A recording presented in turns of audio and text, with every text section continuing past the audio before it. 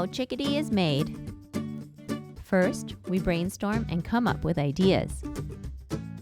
We research these ideas to make sure they're correct.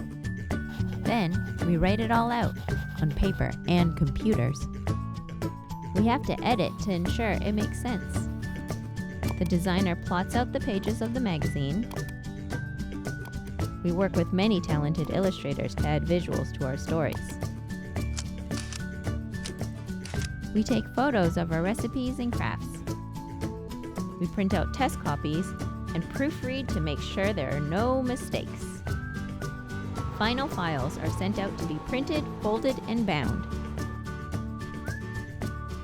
Finally, the magazines are delivered and enjoyed throughout the world.